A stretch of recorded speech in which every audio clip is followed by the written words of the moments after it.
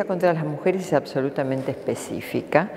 La violencia de género puede ser contra las mujeres, contra varones, contra todo aquel que no sigue con la norma, llamémosle el mandato de heterodesignación, contra personas bisexuales, homosexuales, lesbianas, etc. Entonces, a mí me parece que apunta bien al objetivo el decir contra las mujeres, sean o no sean heterosexuales, como diferente de los otros géneros, que sí son muchos, pero que al decir contra las mujeres historiamos el tema de la violencia. Género se emplea hace, no sé, de los 80 en más.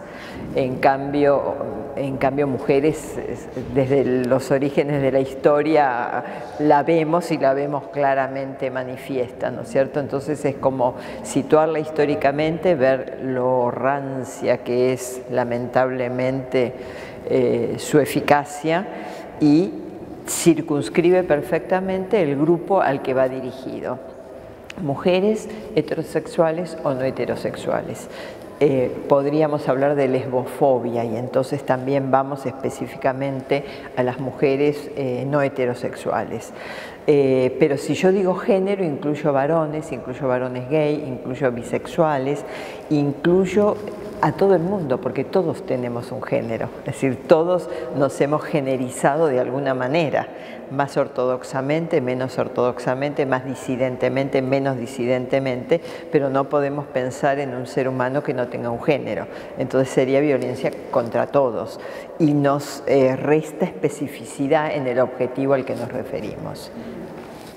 Efectivamente, la violencia contra las mujeres tiene más visibilidad, y en los últimos años ha cobrado mucha más visibilidad, sobre todo debido a la sanción de la Ley Integral de Protección de las Mujeres contra la Violencia. Ahora, si históricamente es más o menos, no lo sabemos, porque los registros que tenemos son incompletos, son precarios, son recientes, es decir, no podemos hacer una curva histórica para ver si efectivamente son más. Los visibilizamos más, primero por los medios de comunicación que han tomado cartas en el asunto. A veces se visibilizan con lo que una italiana, Marzano, dice espectacularización de la violencia, es decir, se hace un espectáculo en torno a la violencia más que una denuncia de la violencia.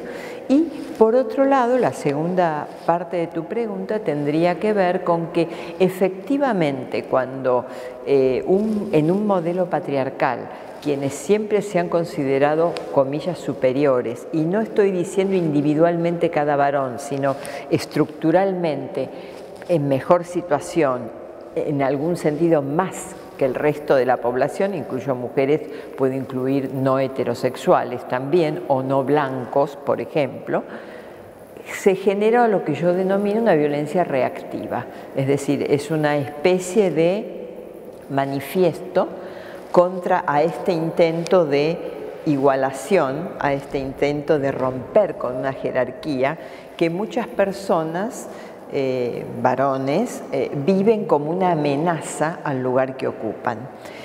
Por supuesto que las psicólogas y los psicólogos tendrán mucho que decir al respecto. Yo lo veo desde lo estructural, es decir, nadie deja un lugar de poder, nadie en su conjunto deja un lugar de poder voluntariamente. Es decir, generalmente hay circunstancias que mueven a que lo deje, y es más difícil dejarlo por propia convicción que dejarlo porque hay leyes o hay denuncias o hay visibilización en el espacio público, etc. Entonces a mí me parece que hay elementos como un componente más dentro de muchos otros que constituyen esto que yo por lo menos llamo la violencia reactiva, o la reacción en contra de perder los lugares de privilegio que históricamente se han tenido y que se consideran naturales. En realidad es una puja de derechos, la garantía como un derecho y la reparación de la víctima como otro derecho. Es la sociedad, muchas veces, en cada caso, la que exige lo uno o lo otro, muchas veces por circunstancias que son muy difíciles de desagregar y que a veces son aleatorias. La juventud de la muchacha involucrada, el hecho de que ella fuera militante, feminista y que realmente trabajara en contra de la violencia y morir por la propia violencia contra la cual ella luchó, tal vez el perfil del acosador o del potencial victimario, es decir, hay circunstancias que son de muy complejo análisis, el momento político, el gobierno, la mayor participación de la justicia en este tipo de casos porque se denuncian con mucha mayor asiduidad que hace unos años, han llevado a que la atención, que hasta cierto momento estuvo más del lado de las garantías, de repente comience a exigirse del lado de las víctimas, como derecho de las víctimas a la reparación. La víctima ya está muerta, es imposible repararla, es una pérdida que no puede volverse atrás, pero las familias o los allegados, las allegadas, las otras muchachas comienzan a exigir también porque se han empoderado respecto de sus derechos. Es decir, una vez que se desnaturaliza la violencia, evidentemente quien la ha padecido silenciosamente por siglos, lo pongo como un sujeto abstracto, de repente empieza a hacer lo que Luz Irigaray decía, y qué pasa si el objeto comienza a hablar. Bueno, el objeto, comillas, histórico, comienza a hablar, a exigir, a pedir que se reparen sus derechos, sus familias lo mismo, y en consecuencia tenemos esta tensión, esta fuerte tensión, que mueve a un debate. Yo creo que es un debate social necesario. ¿Qué límites le vamos a poner a las garantías de aquellas personas que han cometido crímenes aberrantes?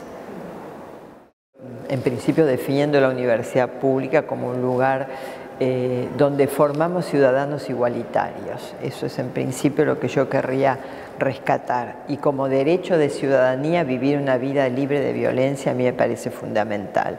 Cuando digo derecho de ciudadanía, digo varones, mujeres, blancos, de todos los colores que podamos pensar y matices, de todas las opciones sexuales que podamos pensar y de todos los lugares de nacimiento, etnias, etc. Es decir, yo tomo el concepto de ciudadanía como un concepto amplio que abarque a todos aquellos que en este momento somos ciudadanos de este país, que tiene rincones a los cuales la verdad que los derechos de ciudadanía no llegan, de las mujeres y de los varones. Entonces creo que el derecho a una vida libre de violencia contra las mujeres y de violencia en general es obligación de un Estado y de una sociedad reclamar y luchar por eso.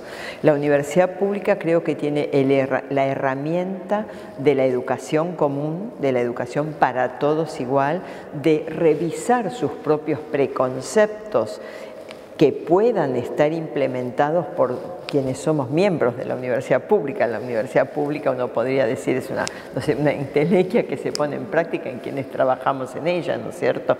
Y como sujetos humanos que somos, tenemos nuestras limitaciones. Quizá algunos tengamos preconceptos o prejuicios que tenemos que hablarlos, tenemos que dialogarlos, tenemos que obligar a que los veamos y no solamente sacarlos de los programas, sino de nosotros mismos. Es decir, muchas veces algunos son conscientes y otros no.